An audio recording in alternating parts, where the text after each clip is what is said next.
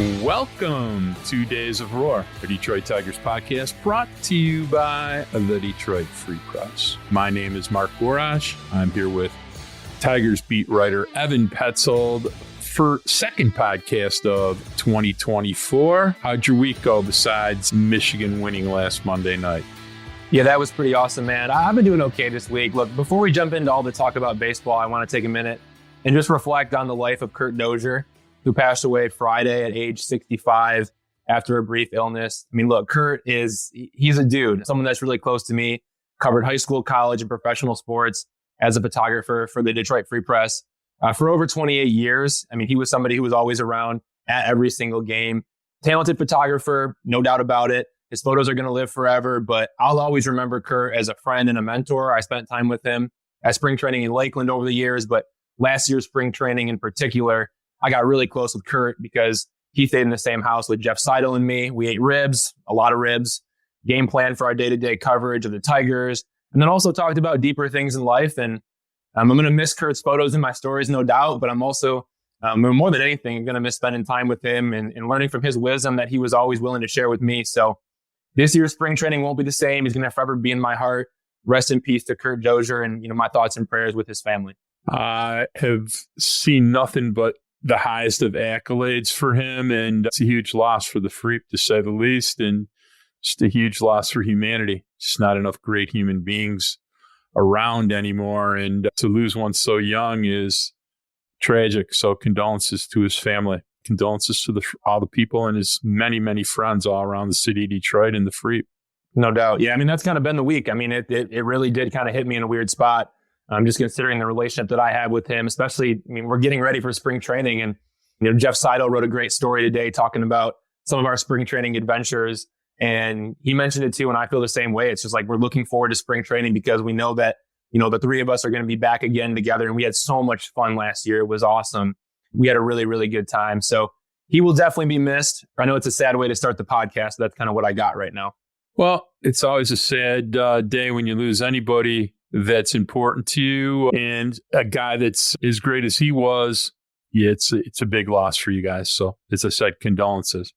All right, so let's jump straight into the big two. We got a guest, a really good guest, and I want to try to knock out these two questions so we can get to our guest. Okay, first question of the big two.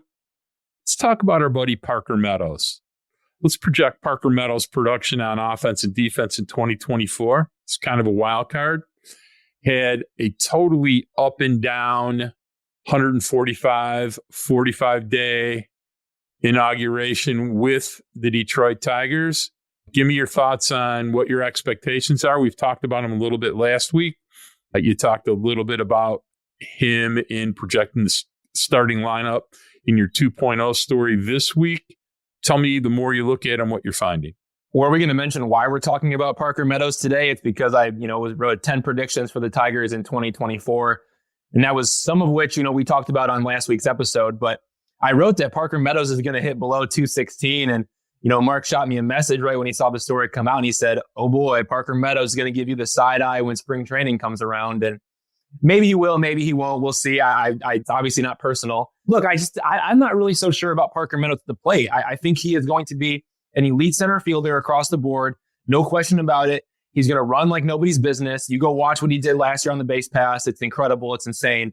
I mean, this guy is a 250 batting average away from being like an elite center fielder across the board, in my opinion, being an all-star caliber center fielder. Right now, we know he's going to play great defense. The question just comes down to, is this guy going to hit? I mean, last year he hit 232 with 3 home runs, 17 walks, and 37 strikeouts in 37 games.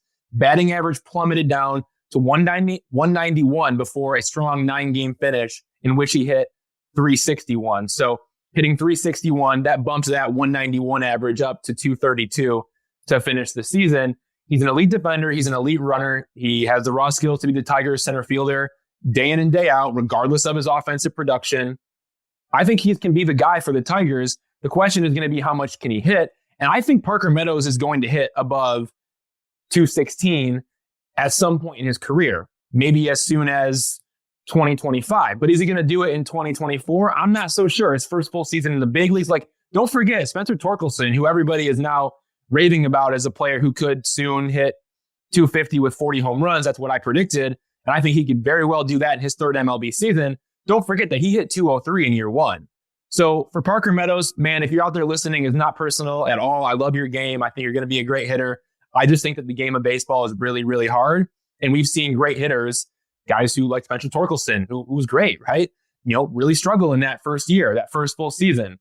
That's where I'm at with him. But Mark, it doesn't even matter what he does offensively because defensively, he's just so good. He's just so good. He's an everyday center fielder, maybe one of the better ones in baseball, maybe top 5. Well, I think, yes, top 7 or 8 to start. Sure. We need to, I hesitate to say too much. I'm not big on small sample size. Okay. But, as far as hitting goes, look, for a long time, I was pretty vocally critical of Parker Meadows' offensive capabilities.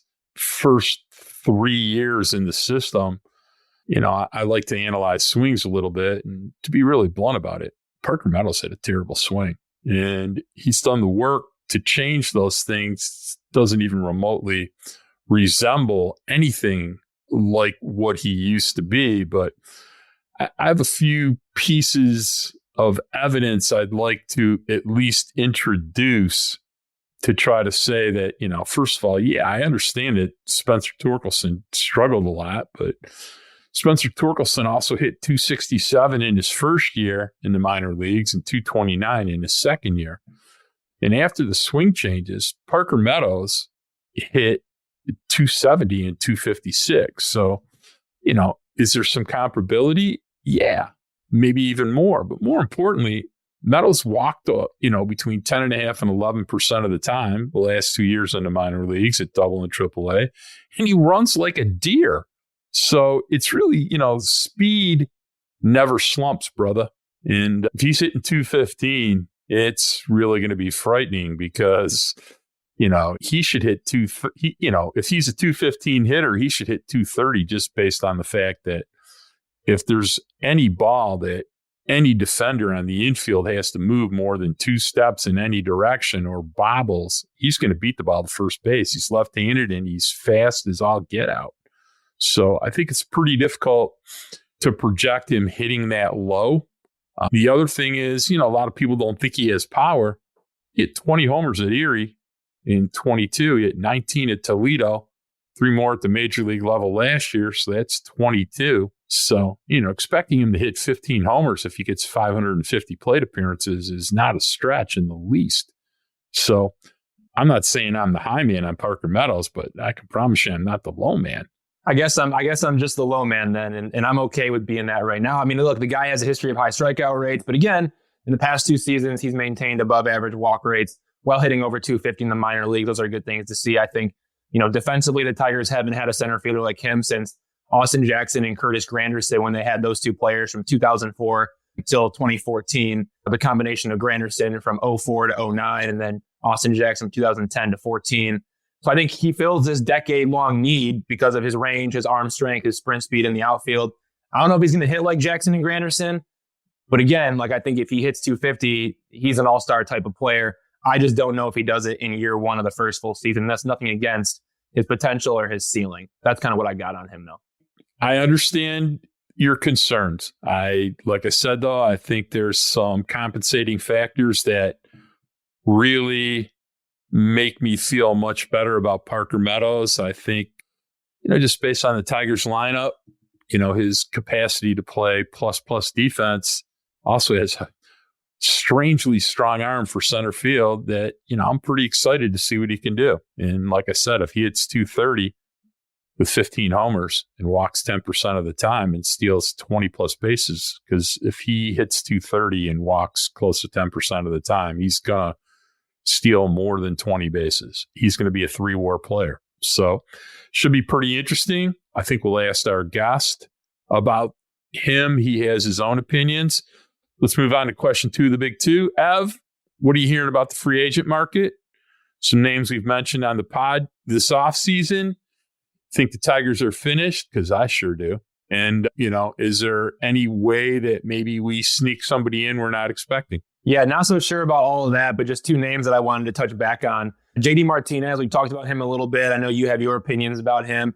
I have my opinions about maybe Justin Henry Malloy over him. But I just want to update listeners that no interest from the Tigers so far this offseason. I checked back on that. There was a story that came out in MLB.com that mentioned the Tigers as a fit for him or possibly showing some interest. So I kind of circled around and asked a couple people. No interest from the Tigers so far in JD Martinez. And then Shota Imanaga, we talked about him a lot. His posting window closes Thursday, January 11th at 5 p.m. The Athletic mentioned the Chicago Cubs, the San Francisco Giants, the Boston Red Sox, the Los Angeles Angels, and the New York Mets as teams that are in the mix for Imanaga. I'm told just as of recently, the Tigers are not in the mix at this point in the process. Obviously, they kicked the tires on him a little bit earlier in the offseason, but seems like that's not going to happen. So just two names, one to give you guys an update on. I don't think Imanaga is probably getting as much money as maybe he expected to get or as many years as he expected to get. There's a lot of hype about him, especially before Yoshinobu Yamamoto signed. And now that Yamamoto has signed with the Dodgers for a record deal, it seems like maybe teams are not as interested in Imanaga as it once seemed like they were. So we'll see how those two guys go. I just wanted to throw out an update for the listeners. Okay. Anything about relievers or any of these secondary players that you're hearing anything about or no? I haven't really checked in on those. The Tigers, look, they've picked up Andrew Chafin. They went out and got Shelby Miller. They've got two relievers. They've got a lot of bullpen options. You can go up and down and kind of look at what the roster might project to be like. And look, when you're projecting Bo Brisky and Joey Wentz, it's kind of like the last two guys, but you already have Holton. You have Tyler Holton, you have Will Vest, you have Shelby Miller, you have Andrew Chafin, you have Alex Lang, you have Jason Foley. Those guys are locked in. You got to leave some room for competition. I'd be shocked if they're not going after anybody other than minor league deals. Like they just brought back Andrew Vasquez on a minor league deal. I could see them, trying to find a couple more of those guys and bring them into camp, see what they got. But at that point, it sure seems like they're done. And the same thing is true for the rotation. When you look at, you got Tarek Skubal's locked in, Kenta Maeda's locked in, Jack Flaherty's locked in. I think Matt Manning's going to be locked in too. Casey Mize, obviously another, arbitration player who's going to be getting a raise. He's going to be making over $1 million this year. I think the fact that you have Maeda on a $14 million deal, Flaherty on a $14 million deal, Skubal projected for $2.6 million and Mize projected for $1.2 million. Both Skubal and Mize projected for that in salary arbitration. I think those guys they have to be in the rotation to start the year. You don't pay those guys that kind of money to not have them in the rotation. Mize, we'll see where the health is at. And then Manning, obviously, you got to figure out if this guy's going to be able to stay healthy for a full season and both healthy and successful. So those are the question marks there. But I think there's just so much depth, both in the rotation and with the relievers, that is there really any other room for real big league ads? I'm not so sure at this point. Do you know, Ev, I am just kind of patiently waiting. You got Snell, you got Montgomery, you got Imanaga. I want to see once starting pitcher market kind of loosens up a little bit, see who the winners and the losers are. Wouldn't shock me if a team or two at least engage with the Tigers. I also weirdly want to see what happens with Wander Franco, because it would not shock me if somehow Wander Franco ends up playing. And if he plays, it kind of starts making Tampa, if they actually truly were willing to move Isaac Paredes, it becomes a real possibility, because Caminero is going to have to play somewhere. I know they got him playing left, but it wouldn't shock me if he would play third then. If he could play third then and they could explore the starting pitching market. And, if they're seriously looking to move Paredes, they would probably do it then. So it's a long shot. Something just weird to pay attention to, but I'm not sure. In the next few weeks, I think things will start happening a little bit. We're going to take a break. We're going to come back. We're going to have Scott Chu from Pitchers List, a senior fantasy analyst. Really, really great stuff. A lot of data, a lot of interesting things to say about some Tiger players, a Michigander. We'll be back in 60 with our guest.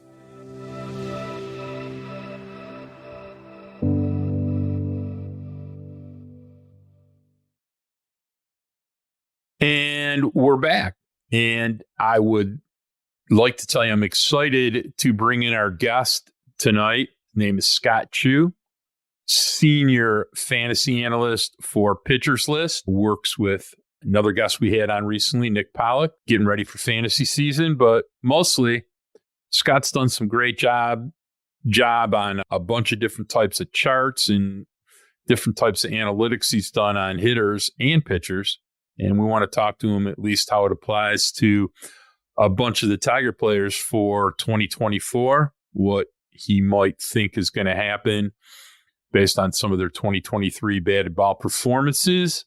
Scott, how you doing, buddy? You're a Michigander. Tell us about that.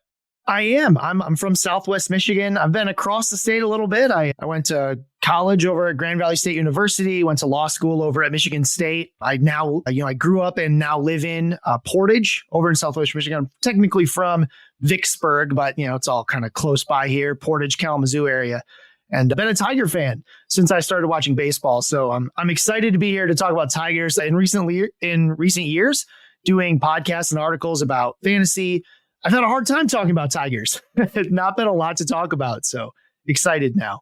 Well, Scott, you just put out your top 200 hitters for 2024. Are you going to tell me first and foremost, like how many words in that story? And then also, how'd you come up with where you put, the Tigers players that we saw on that list? Spencer Torkelson at 60, Riley Green at 82, Kerry Carpenter at 105, Parker Meadows at 173, and then Colt Keith at 183. What all goes into creating a list of the top 200 hitters? How long did it take you, and kind of what does all that look like for you? I mean, basically, it's like writing a short novel, right? Like it's like 20 something thousand words, I think, that I ended up in there, maybe more. It's all a blur. It's tough. This time of year, we don't have a lot of projections that are out there, right? Like you can't just go look at 6 different projection sites on Fangraphs and come up with something. I mean, you really have to look at previous year performance, and you do a lot of, almost scouting, right? Because you just have to get a feel for what could this guy be. By the time you're writing that, you don't know who's going to be on the team necessarily. We haven't watched the position battles play out in the spring. So it's this weird mix of like, not just projecting what this player could do, but what opportunity might they even get to do that. With the Tigers, they do have a lot of guys who seem like they're going to be locked into jobs, right? Like Spencer Torkelson's the first baseman, period, right? And I loved everything about the 30 home run power. I think the batting average can be even better, right? Like he had some bad luck. I think sometimes he sprayed the ball a little bit much, and he can really get more power out of just pulling it. He really found that later in the year. He was easy to put up there, and I really wanted to put him up higher and higher, right? But you have to be, a little bit careful on the fantasy side, because like, look, could the batting average stay lower than I want it to be and lower than I think it could be? Yes, because of the way he hits the ball and the fact that he's a young player. This guy's 24 years old. He's going to have periods where he struggles to adapt and adjust, but we did see steps forwards in how he makes decisions, right? And we have these really cool stats over at Pitcher List that we've come up with using our PLV model, which really tries to get on a pitch by pitch basis what players are doing. That PLV stuff's really cool for pitchers. That's why they designed it. But I really love it for hitters, because it gives us an ability to say, okay, based on the pitch you got, when it was in the count, what kind of pitch was it? How was it moving? What was the movement? What was the spin? All these things we can say, did this player do better than the model expected, or which is basically, did they do better than average against this specific pitch in this specific scenario? Or did they do worse than average? And we can take all that, slam it together, and look at things like decision value, right? Like, are they choosing to swing at the right times, right? Or, we've always had stats that said this is how often a player swings, but we've got a cool swing aggression stat that says, was this player more or less likely than average to swing at that pitch, right? So we can take a look at, hey, some guys seem like they're really aggressive, but it turns out they just get tons of pitches to hit, right? And some guys, like maybe Javi Baez, are exactly as aggressive as we expected, right? They swing at lots of things. So we have these really fun stats, or like contact ability. Not just how often they put the bat on the ball, but how often they put the bat on the ball with the specific pitches they received. Not a Tiger, but a guy like Ellie De La Cruz had this crazy strikeout rate. You'd think, oh, this guy can't put his bat on the ball. That's actually not true. His problem was that he swung at everything, but he was way more likely to make contact against certain pitches than most players because he had amazing bat ability. He just shouldn't have been swinging at some of that stuff, right? The old Vlad Guerrero hitting the pitch that bounced, right?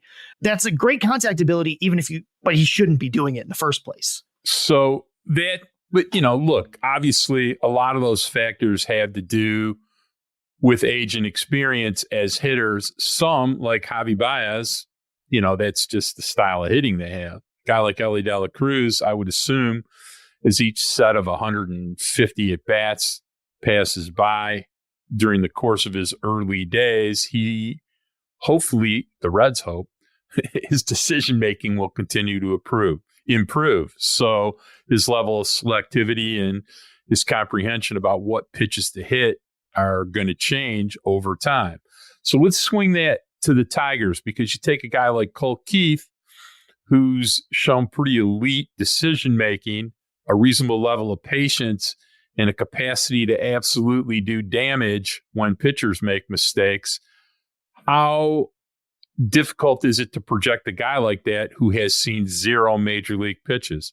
Yeah. So the real challenge there with most players is how are they going to handle those major league breaking balls, right? How are they going to manage against the fact that almost every pitcher they see is going to have 2 breakers they can throw for strikes, right? Or at least one very good one that they can throw for strikes. That's something we don't get to see those guys always do in the minors, right? There's a lot of guys who can get through the minors spitting on every breaking pitch they see because most pitchers can't throw those consistently for strikes. You get to the majors, everyone can do that. I found that to be one of the most difficult things projecting these players. Now, what you like to see from a guy like Colt Keith is, one, he does keep the strikeouts down, right? Like, I usually tell folks, expect about a 5% bump in strikeout rate when they go from the minor or from like AA, AAA to the majors, because there's just more guys that throw better strikes. So that takes some adjustment. I'm glad you talked about how players adapt as they play in the major leagues, because that's actually what we saw with Elly De La Cruz, right? We saw him get better at making decisions the more pitches he saw. The more he realized how major league pitchers were attacking him, he got better at making those decisions. And that's really what I look for. It's not just how they did in the minor leagues, of course. It's when they get to the majors, do they start making adjustments? Do we see them, moving uphill? We actually saw that in 2022 with Spencer Torkelson, where it wasn't a great season for him in 2022, but we saw the skills underneath get better as the season went on, right? The results didn't show up quite yet, but we saw better decision-making. We saw him hitting the ball with more power consistently. We saw him do more with the pitches that he got later on, which is what sort of got me excited about him even coming into last season, saying, look, that stuff was happening. That's what you need to see. What you don't want to see is players sort of stagnate and just be what they were the moment they got to the big leagues. How about doing damage on certain pitches? Because, as Evan and I progressed through 2023 with Torkelson, we tried to encourage him to hopefully comprehend the idea of pulling the baseball and pulling the baseball in the air. And if he did that, everything else would sort of fall into place, which is, thank goodness, exactly what happened. So when you're looking at data on a hitter, what's it telling you when you start seeing, players understanding what pitches they can handle and what pitches they can do damage with? Yeah. Something that really, what makes the elite players, there's a lot of things that make an elite player, but the Juan Sotos, the Mike Trouts, the Shohei Ohtanis of the world, it's not just that they can do it the one time. It's that when pitchers change their approach, they notice that a hitter is starting to pull the ball in the air more. They start to attack them differently. I mean, what made Miggy so great was, over time, teams attacked him in different ways. And it did not take him long to figure out how to deal with that, especially in his prime. Sometimes they'd want to, pound him inside with fastballs. And he'd say, okay, I know how to deal with that. Then other times they'd say, okay, let's try, this stuff away. He figures out how to deal with that, because being a good baseball player is all about making constant adjustments all the time. That's why, when I'm on Twitter, I like to post these rolling charts, because a guy isn't a 300 hitter, right? He's different. I mean, he's got a different average almost every single day of the year, right? And watching those ups and downs really helps you understand like what's happening with this player. How, what is the, not just patterns, but like growth, especially with young players like a Spencer Torkelson. I mean, if you look at, we've got this cool power stat, which isn't just home runs. It's about, again, based on the pitches he got, did he hit it harder than we expected? Did he get more bases than we expected when he made contact based on the model? And what you see with Torkelson is steady up and then a big spike, right? Like he goes from being like a average, then above average, and all of a sudden elite power based on our metrics. And he's done it once, which is awesome, because showing me you can do it once means you could do it again.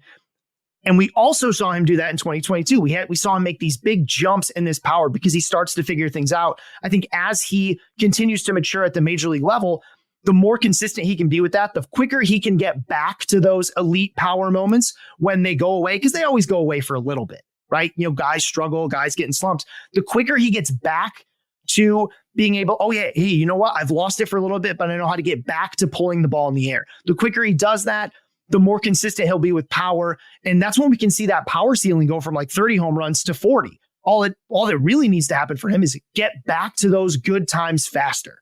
So let's talk about a few other interesting players that I wouldn't say they had breakout years, but they had, for the first time in their careers, pretty consistently productive seasons for the Tigers last year.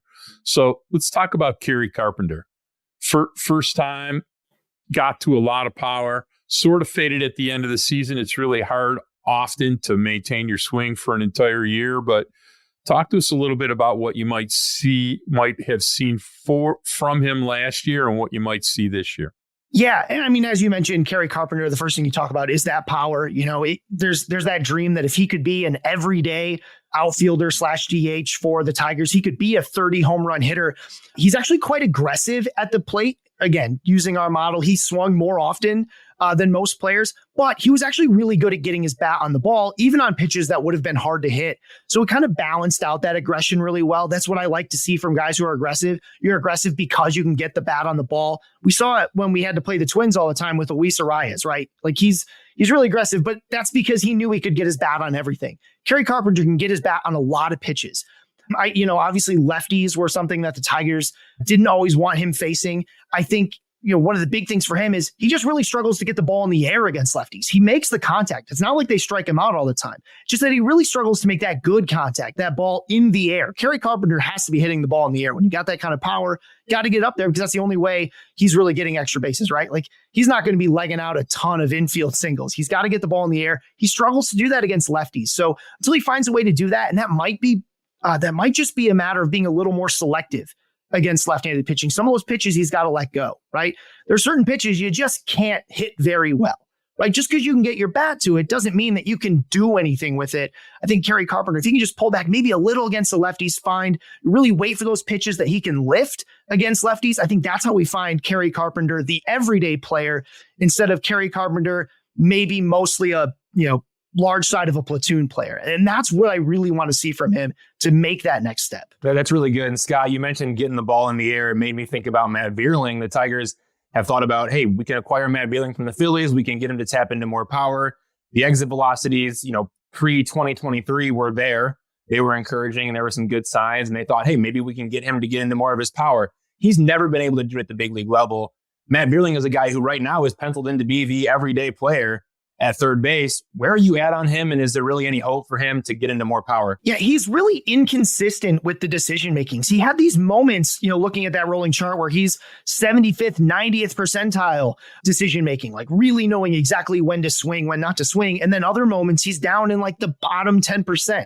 That kind of inconsistency is really, it tells me that, there's still a lot going on mentally, maybe on exactly what he wants to swing at, how he wants to attack the pitches that he's seeing. And that home run upside. I mean, we see these players who can hit the ball really hard, but hit it on the ground way too much. Like the great example used to be Yandy Diaz, right? You'd have all these pictures in the offseason of these 30-inch just massive biceps. But like every time he hit the ball, it was straight down, right? So if Vierling can't get the ball in the air, he's just not going to be someone I think that the Tigers can rely on because there's only so much you can do with ground balls. He's not like he's an extreme speed player. He's pretty good at making contact when he swings, but not so good that he can overcome this inconsistent decision making. The big thing for me is I'm not sure he can't be inconsistent and hold off Colt Keith at the same time, or some of the other young players that are coming up, right? If you're going to hold off Justin Henry Malloy, if you're going to hold off Colt Keith, you got to have a little more consistency, right? And I just don't see how he does that without making some major changes. The one nice thing about decision-making, right, is contact ability is very much like a God-given talent, right? Like you've got hand-eye coordination, you've got just the ability to get that bat out there, you've got bat speed, you can do all that stuff. Decision-making is all mental. It's something you can fix in the offseason, right? Like you can fix it at any time because anyone can learn not to swing, right? I mean, it's obviously harder than that, right? But the three of us here all know exactly how not to swing, right? We not swing at major league levels right now, I can hold my bat on my shoulder pretty well. And it's all about being able to recognize those pitches as they come out, with that inconsistent decision making. I wonder how well he's able to recognize those pitches as they come out. And that's why I think sometimes he sees it well, sometimes he doesn't. But yeah, he'll have to find that consistency because it's not like he's such a good fielder he can hold off these guys either. For sure. Like And that's a big thing that Tigers fans, I think, are very concerned about is, look, to start the year, Cole Keith is going to play second base. Matt Breerling is probably going to play third base. Malloy is an outfielder. He's not an infielder anymore. And the question is going to be, okay, well, whenever Jace Young is ready, then maybe Jace Young is able to unseat Matt Breerling from third base, but that's not going to be right away. So I think a lot of Tigers fans are a little bit concerned about being stuck with Matt Breerling as an everyday player at third base if he's not getting the ball up in the air. That's the big concern. But look, another guy who had trouble getting the ball in the air and then was able to get it done was Riley Green, right? A guy last year we talked a lot about, a guy that needed to get into his pull side power. He finally did it. I'll never forget the home run that he hit off Justin Verlander. It was a down and in curveball, and he pulled it, and it was his first pull side homer of the year. And he had this incredible month of May, coming off of that, and it was just excellent. Obviously, the injury concerns are real at this point, I think, for Riley Green, especially when you consider, it's the Tommy John that he's recovering back from. It's also the stress reaction in his left fibula. That's a problem. He also broke his foot. He needs to stay healthy, he needs to stay on the field. But Scott, can you walk me through what is the upside for Riley Green? Because I think Riley Green has the potential to be, and probably is when he's healthy, the Tigers' best position player. Would you agree with that? I think all around for sure, right? Because I remember seeing him up in West Michigan and just how loud the ball was off his bat compared to all the other guys in A-ball at the time just really blew my mind. He's someone, I think the upside there, if he can get the ball in the air just more consistently, right? We saw him do it, just going to be a matter of how consistently can he make that happen when it goes away, how quickly does it come back? I think there's a chance to be I'd love to say 25 home runs. I think that'd be difficult to do for him in Comerica Park with how he hits the ball, but I definitely think that there's a 20 to 25 home run, 10 to 15 stolen base guy, depending on how aggressive they want to be. I think the batting average is very real just because of how hard he can hit the ball, how he really hits the ball in the right part of his bat quite often, right? This isn't a guy who's just sort of slapping stuff around. Yeah, he hits a lot of ground balls, but those line drive rates, this season we saw a 26.3% line drive rate. Line drives are almost always hits, right? Now, a lot of players struggle to keep a line drive rate that high consistently. 25% and up is very difficult to do over any extended period of time. But Riley Green actually also in the minors showed us that he can do that, right? It's just the way that he attacks pitches. So with that, again, it caps his home run upside a little bit.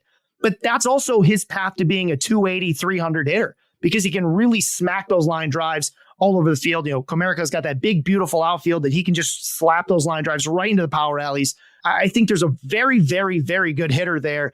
And there's more power to come because I do think he'll find ways to get the ball in the air more consistently, really pick his spots on when he wants to try to, really hit that ball to the yard. Because again, the way he attacks the ball a lot of times is I can hit a double, right? I can line this, I can get a double, I can make a lot of things happen. I think as he gets more experience, he'll even more consistently find ways to get the ball up in the air when he sees, when he thinks he's going to have a moment to strike. All right. Well, somebody that seemed to be able to tap into their power really well and understood how to obliterate a mistake pitch almost every time he was presented with an opportunity in 2023 was Jakey Rogers. 45, 50 plate appearances, 21 homers. Tell us what the data tells us about Jake. Yeah. So, with a guy who strikes out that much, you'd think that he's really aggressive, and he's really not.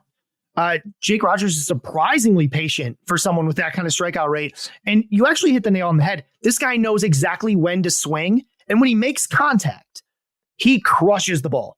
The big thing that Jake Rogers, kind of deals with is he also misses a lot, right? He knows when to swing. He knows what pitches to attack. He just misses, right? He does that more often than a lot of players. But again, he knows when to do it. And I think that is what I love to see. I think that's how it's not going to help his batting average all the time. It's hard to become better at making contact, especially with the kind of approach that he has. But, with that kind of pop and being able to make the right decisions, right? You love seeing a young catcher. I mean, he gets to sit back there. He sees the pitches. He's obviously identifying what pitches he wants to attack when it comes out of the hand. just a matter of, just a little bit more consistently making contact, we could see even more from him. Maybe, a bit in the batting average department. We could even see more power just from getting the bat on the ball. Because again, fastballs, breaking balls, it didn't matter. He knew which ones to swing at, which ones to leave alone. Kind of a weird version of Mike Zunino at Mike Zunino's best, by the way. Didn't hit really too much, but heaven forbid you made a mistake, he made you pay. So it's a favorite topic that Ev and I are at opposite ends of the spectrum on, and we've talked about quite a bit in the last year, is Javi Baez. And we talked to Bobby Scales about the technical aspects of what would help him get back on track as a hitter. I'm just curious what data tells you, because used to be a great fastball hitter, crushed mistakes, crushed anything in the mistake zone that was breaking balls in the shadow zone, just hasn't been able to make consistent hard contact on those mistakes in the past couple of years. He's always going to have an inordinate amount of swing decision problems, but he used to really make you pay when you threw a pitch in a zone that you shouldn't. So tell us what your data is telling us about that. Yeah. And, I love Javi. Back when he was even with the Cubs, I was doing this fancy stuff, and I always called him a mold breaker, because you always want a guy to be like Juan Soto, walk as much as they strike out, always swing at the right times. Javi Baez, he was so athletic. It was like, why? I don't want to walk. I get this bat on the ball. That's how I go 2 or more bases, right? That was just the way he played. And it's hard to change that. And he even showed us as recently as when he was with the Mets that he can still do damage. The problem right now is that pitchers never give him anything to hit, right? We have a stat that we call pitch hitability, right? To try to give some context to how often do pitchers throw this guy anything worth touching. Javi Baez is basically, he gets the fewest pitches that damage can be done with, right? So we talk about bat, the way we measure it is how likely is this pitch to create a batted ball, right? And for most of the time, Javi, league average is like 17.5%. Javi Baez at times is looking at like the pitches he gets 14%, which is basically well below the bottom 10 percentile in the league. Pitchers just don't give him anything to hit because they think they can beat him without really giving him any decent pitches. And until that changes, I think it's going to be really hard for a player like him to make a lot of next steps. He's going to have to just be, I hate to say he has to be more patient, because that's never really been his MO. But at some point, you've got to let that bottom just sort of fall out and just say, okay, fine. If you guys aren't going to give me anything to hit, I got to let some of them go. I have to he's got to find ways to force more, sort of like not necessarily, middle, but he's got to force pitchers to make pitches that are hittable. And when he falls behind so early in counts like he does, it's just really hard to do that. That's the thing about Javi Baez is he's a head scratcher across the board, right? Mark, we talk about him needing to get on fastball. Scott, you're talking about him needing to be more patient. I'm in the camp of, you're not going to make a guy who's never been more patient out of the blue. This is Javi Baez. He's going to swing at everything. I think it comes down to trying to get back on the fastball a little bit more, Mark. We've talked about that a lot. It's just so up in the air. But a guy, Scott, who's on the opposite end of the spectrum is Mark Canha. And I want to get your thoughts on him, because the Tigers went out and they made a trade with the Milwaukee Brewers. They bring in this veteran outfielder in Mark Canha. They pick up his $11.5 million team option for 2024. A number that stands out to me is a 364 on base percentage from 2018 until 2023. That ranks 23rd among 155 players with 2,000 plate appearances during that stretch. That number really stands out to me when a guy is ranking 23rd among 155 players with 2,000 plate appearances with a 364 on base percentage. The Tigers want him to help influence other players. They want him to teach his approach to other guys. Just more of a, hey, watch and see how I go about this and how I try to attack individual pitchers and how I dig into the game planning and how I take the game planning into the game and then implement it. What do you know about Mark Canha? And is this a guy who really could rub off on these other guys and make the Tigers a much better team? Can he influence Torkelson? Can he influence Carpenter? How about Keith as he comes up? Malloy?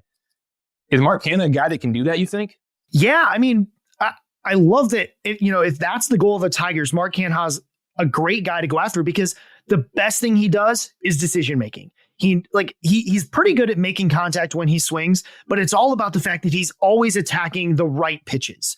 I've talked about this a lot, but decision making is so huge. He's really limited by the amount of power he has in the bat. Like, he's never going to be a 30 home run guy. He did hit 26 runs once. That was in 2019 when everybody hit 26 home runs. We had the rabbit ball and we had all that. With Kenna, he's all about like, okay, I'm going to pick the right times. Yeah, sure, I might only hit 15 home runs a year, but I can hit for a good batting average. I can get on base a ton because he forces pitchers to really attack him in the zone because he's just not going to let you. He's not going to let you, beat you with. He's not going to let pitchers beat him with just a bunch of stuff in the dirt or something like that. I mean, he's the kind of player who you want your young players to look to and say, hey, this guy knows when to swing. You're not sure when to swing? Ask Mark. Mark, throughout his career, Mark Hanna has been someone who knows what pitches to attack. He's got a very clear plan at the plate. You really see that in the decision making. You see that with what he's trying to do when he's at the plate. I think that is something that we'd love to see get passed on to these younger hitters because, it's tough. I love Miggy, but Miggy always had the physical ability to say, well, I can hit anything and I can hit anything hard. Mark Hanna's not that guy. He had to learn what pitches he can attack, what ones he can't. It made him very, very good mentally. And I think that is something that I think hopefully other players, especially the young guys, look to as they look to make that next step to becoming more consistent players. Well, this is all very interesting stuff. We have a few more players we want to talk about. But first, we're going to take a break.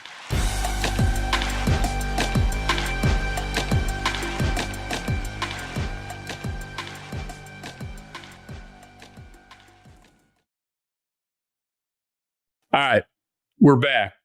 So much information about so many players. A personal favorite of both Evan and myself is a guy like Andy Ibanez. Last 250 plus at bats, 127 WRC plus, really hit the hell out of baseball for the last 10 weeks of the season. It's going to probably see more time than we think if he keeps hitting like that. So what can you tell us about a player like Andy Ibanez? Yeah, so he's mostly like a hit tool guy, right? Like just good at getting his bat on the ball. He's been around for a little while. I remembered that he was good in September. I'd forgotten just how good and different of a player he was in September compared to really what he's been his entire career. Almost as many walks as strikeouts in September, playing as almost a full-time player. We saw in our decision value stat that something clicked for him. He was making some of the best decisions he'd ever made as a pro anyway. And he also started hitting a bunch of line drives. That kind of started in August. He was finding ways to really hit the ball, those line drives. And as a hit tool guy, I mean, he's never someone that's going to hit 25, 30 home runs, right? That's just not the type of player Ibanez is. But slapping line drives around like that, I mean, that's a way for him to be a very successful major leaguer. He's a guy with, quite a bit of versatility. I think, throughout his career, he's played sort of around all different positions. This is a very valuable player, even if he can't go back to being like that, 12% walk rate, 14% strikeout guy and goes back to more his career norms in walks and strikeouts. If you just, some of those line drives and just being a consistent guy trying to hit, again, singles and doubles, but that's fine for Andy Ibanez because he's got that hit tool. He's always had it. I mean, when he was way back when he was a prospect, that was the thing that really carried his entire profile. I think he can be that. I think that's someone who, especially for these Tigers, is very valuable, especially when you start getting a little further down in the lineup. You want these scrappy hitters like Ibanez can be. So I like it. I like him a lot. In fantasy, he's not always super relevant because playing time's a little bit of a question mark and he doesn't have that big power. But man, in real life, that guy really adds value and adds some depth to the lineup that is not always easy to find. So a very interesting player last year. He's not going to get nearly as many at-bats in 2024 as he did in 23, just based on the lineup changes. But Zach McKinstry had a truly bizarre season. Was not really good for 22 weeks out of 26 weeks. But for 4 weeks in May, arguably one of the most interesting, effective hitters in Major League Baseball. Hit 310, walked 20 times. I'm just curious, normally somebody that had very good decision making and, pretty elite capacity to walk, put it all together for 30 days. And then on each side of that, just really didn't do much of anything. Tell us a player like that, I mean, I guess anybody can get lightning in a bottle, but usually somebody that has pretty good decision making, it helps them have a higher level of consistency than he showed last year. What kind of things did you see, and what's that a predictor of getting maybe 40 or 50% the amount of at bats that he got in 2023 and 2024? Yeah, and I think he does make good decisions. However, throughout his career, I was surprised to see, at least based on our model, the inconsistency in decision-making for him. And I can't really put my finger on why. I wasn't able to find like a specific thing and wait, was it based on how pitchers were attacking him and finding different weaknesses? What I did also find, though, is that he was really good at when he swings, he puts his bat on the ball. And that is one way to make a lot of luck for yourself, right? Just putting balls in play. That's something Zach McKinstry can do.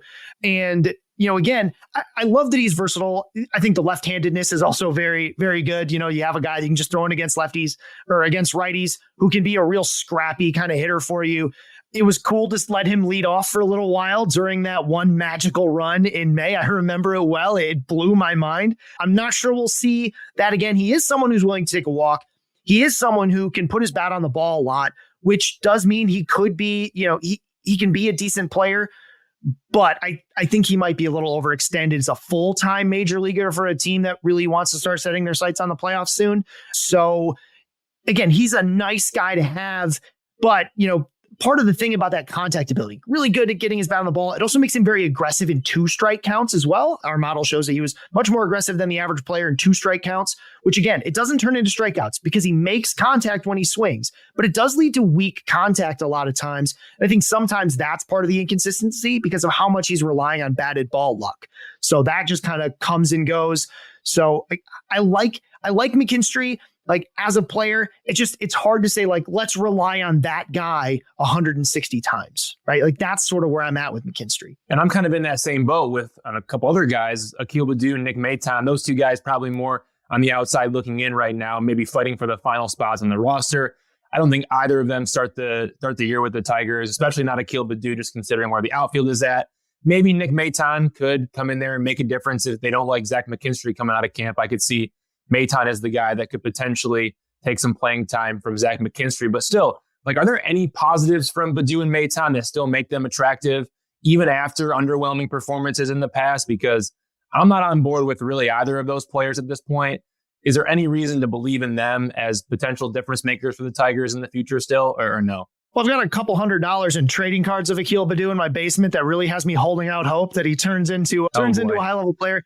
But so Baddoo, I mean, his rookie season was one of these things where like it really caused me to sort of think about how I analyze players because he was like 3 different guys his rookie season. He was this free swinging power guy. Then he was this crazy patient, like 20% walk guy. Then he kind of became the Akil Baddoo we see now, which is willing to walk a little bit, mostly trying to put his bat on the ball, doesn't hit the ball super hard, hits quite a few balls on the ground, but crazy fast, right? And that's more of a role player than it is anything else. And that's sort of what Baddoo is going to be stuck being unless he makes some big changes while he's down in AAA. I agree with you. I think that's probably where he goes. This outfield's already kind of crowded. He really just needs, I keep talking about decision making, but that's such a big thing for so many players. He's someone that really needs to find some consistency there because he's not the type of guy that can hit everything he swings at, right? He's not like a Zach McKinstry type. That's just not in his toolbox. So he'll have to find some ways to attack the right pitches. Maybe he becomes a full-time player, but he looks more like a 4th outfielder sort of cap right now. Nick Maton doesn't quite have the physical gifts of Akil Baddoo, right? Like he's not nearly as fast, those kinds of things, but he is really good at decision making. It's weird. If you smash those 2 guys together, you've got a really good like 3rd outfielder. But unfortunately, it's 2 guys, which means you've got like 2 4th or 5th outfielders, and that makes it tough. Maton hits a lot of weak stuff up in the air. Fly balls are really great if you're strong. But if you're not, if you don't have elite power, fly balls are almost always outs, right? Like if you can hit a ball in the air 300 feet, it means you're better than baseball than me, right? But you're also going to bat 0, right? 300-foot fly balls, always outs. It's just kind of the way they work. So, again, those 2 guys smashed together, really good player. Individually, their weaknesses make them sort of on the outside looking into this roster. For sure. Hey, one guy we didn't ask you about either, Justin Henry Malloy. Where are you at on him coming in as a rookie? Colt Keith, obviously, I mean, at this point, he's guaranteed a spot at second base, has to be at this point. Malloy, I think he's probably on the roster. Mark doesn't think so. It's a little bit up in the air, I would say. I think he definitely has to earn his way there a little bit more than Colt Keith does in spring training. But for Malloy, Scott, where are you at on him? Obviously, the walks stand out, but a lot of strikeouts as well. And then when he does make contact, he does create some damage. What do you think? Yeah, so I talked earlier about how when you see a guy go from the minors to the majors, you should often expect that strikeout rate to jump up about 5 points. The problem for Malloy is that puts him in that 30% range. And if that's what were to happen, it'd be hard for him to really, I think, make a difference on the roster. It's hard for guys to succeed with 30% strikeout rates. You have to have very special skill sets to do that. The way he could do it, of course, is he walks a ton. He is a very patient hitter, Malloy. So, I mean, like 18% last year. I mean, every stop in the minors, he was walking just all the time. So I think that there's a path there. I'd really like to see how he does, even just in spring training, against those major league guys, those guys with multiple breaking pitches, those guys that can throw lots of stuff for strikes, that can attack you in different ways. That's when I think we'll really see, does that 18% walk rate, almost 25% strikeout rate apply to the major league level? You see a lot of guys with this kind of thing, and it can take time for these sort of players to adapt to the major leagues, because the habits that you develop in the minors, especially when it comes to taking bunches of walks, it's sort of like if you played in Little League, right? You could always walk if you wanted to, right? You just had to not swing. You'd walk a lot, right? It's obviously harder than that in the minor leagues, but compared to the majors, that's a huge step. The amount of quality strikes you get, that's such a big thing. So it's really hard. I liked the power we saw, but again, this profile is always one that just makes me pause when it comes to the major leagues, because if that strikeout rate's up, 35%, and the walks don't come over with him, all of a sudden you've got a guy that just can't stay at the major league. So I'm not saying he can't. I'm saying it's one where I'd be holding my breath, watching those first couple games closely to see,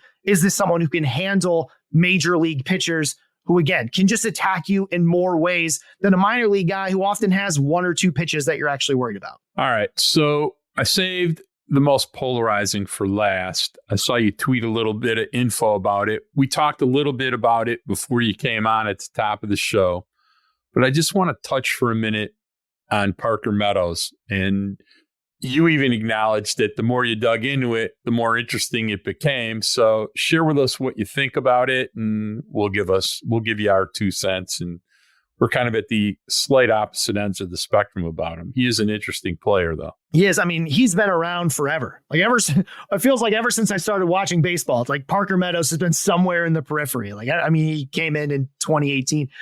He is someone who, the speed part, the stolen bases, I think that part's pretty safe to sort of assume. Like, we know that this guy can run. We know that he can steal bases. My question has always been, is this someone who can be a consistent leadoff hitter for the Tigers? Right? Like, that's really the role I think that would make the most sense. He was quite good at making decisions in his first run in the major league based on our model around, he sort of ends up around like the 75th percentile in the league. That's excellent for a rookie. It's one of the skills that's harder to bring over. We also saw that his contact ability was really good. When he swings, he puts his bat on the ball. And it doesn't sound like much, but, being able to do that is a really, really big deal. You can't miss strikes, right? And Parker Meadows isn't someone who misses too many strikes. That's key. What happened throughout the season, and the thing that sort of has me really excited, is his decision-making specifically against breaking balls. They were a big challenge for him to start. Our metrics had him around like the bottom 10 percentile in the league in making decisions like when to swing against breaking balls. Basically, just keeps getting better and better as the season goes. By the end of the season, he's living up in like the 90th percentile range in how well he's able to determine when to swing at a breaking ball, when not to. Now, that doesn't necessarily mean this is what he is forever now. He's a top of the league kind of player in knowing when to swing at breaking balls and when not to. But the fact that he had that upward trajectory makes me think, man, if this guy can be just an average decision maker against breaking balls with this kind of contact ability, this kind of speed, that's a leadoff hitter. That's a guy that you can use in that role, especially as a lefty who's going to get to face a lot of righties. That's really what I'm after. And I'm not, again, decision making is not like a thing that just stays constant. Like once you get to a mark, you just stay there, right? Like even Juan Soto has his ups and downs. But again, if he can just even start out the year or, overall just be like average to above average in making those decisions against breaking balls, I think we've got ourselves a center fielder long term. I knew the names you talked about. We all love Grandy. We love Dawson Jackson. I think that Meadows can be that sort of leadoff hitter, but it's really just going to depend on, can he continue to make those good decisions against breaking balls? Because if he goes back to what he was to start, which is, a below average player against breaking balls, again, major leaguers are just too good at attacking you with those. Every team is really like, the league has changed over the last decade. Everybody throws breaking balls. It's what it's all about. We have tons of pitchers now who throw more breaking balls than fastballs. So he's got to be able to keep up that decision-making against the breakers. If he does, it's a leadoff guy. If not, he starts to look more like a bottom of the order type of hitter, maybe one that still plays every day, because I think that he's a pretty good defender out in center field, even in a slightly crowded outfield situation they've got in Detroit. But that's really, to me, what swings it either way, because he's not ever going to be like a third, fourth, fifth guy, right? He's either going to bat at the top of the lineup or the bottom. The way he stays at the top, again, the decision-making against the breakers, because of that contact ability. Otherwise, he goes to the bottom. Interesting take, interesting things about hopefully a very interesting player in 2024. Scott, look, you have filled us with so much information on so many of these Tiger players. We'd love to have you back on during the summer, kind of get back and see how some of these things worked out, get an analysis and see who progressed and who maybe regressed. We can't thank you enough for coming on with us. We wish you good luck. Why don't you tell everybody where they can find your stuff again and what your Twitter handle is so that they know how to find you? Yeah, this is a lot of fun. I love talking about the Tigers. And again, in fantasy, I don't always get to do that. So this was very fun for me. You can find me on Twitter at @IfTheChew_Fits, if the CHU fits. And you can find my work over at PitcherList, just pitcherlist.com. Same as Nick Pollock. I write an article every Wednesday ranking the top 150 hitters for fantasy. And, I update that. You'll find a ton of these charts I'm talking about. You can find a link to them over on pitcherlist.com. And also you read I've got the top 200 hitters for fantasy. I've got these charts all over that thing. So they're a really, really cool tool. Even if you just want to say, like, how did this player change over the year? Something that we don't always talk about enough until after it's done, but it happens throughout the season. So if you get nothing else from me, take a look at some rolling charts when you're analyzing a player and just see how they're changing.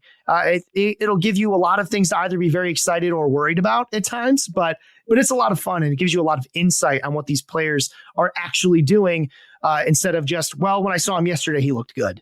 Yeah, that's really good information. And for all of our listeners out there, I hope they take advantage of it. Scott, thank you so much for joining us. We really appreciate it. Hope you have a happy new year, and we'll get you back on at some point this summer, all right? Sounds like a blast. Thanks, guys. Really appreciate it. Had a lot of fun. Thanks, Scott. That was pretty good, huh, Mark? So much information. For two guys that all they do is ingest information all day about baseball players, that was even a lot of information for us. Well, we got to get him back on, and we got to talk more about the swing decisions, halfway through the season, maybe at the All-Star break sometime around then to see. I find that to be very, very, very fascinating. And I am all of a sudden, I'm regretting myself for saying that Parker Meadows was going to hit like 215. So I'm regretting that. I'm also not so sure about Justin Henry Malloy being the real deal anymore.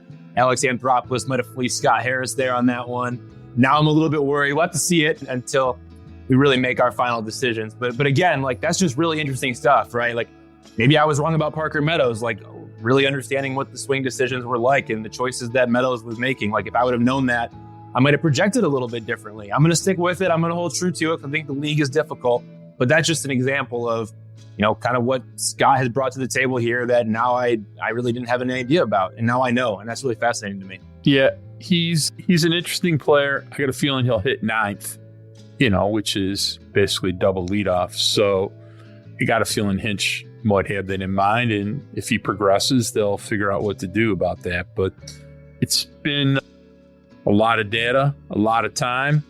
It's the middle of January. We got tons of baseball. I think you're going to start seeing some baseball things start happening this next week. But it's time for us to get out of here. I'd like to thank our executive producers, Kirk Crawford and Anjanette Delgado.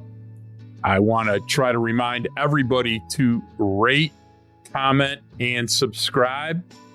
For my partner, Evan Petzold, I'd like to remind everybody to go in peace.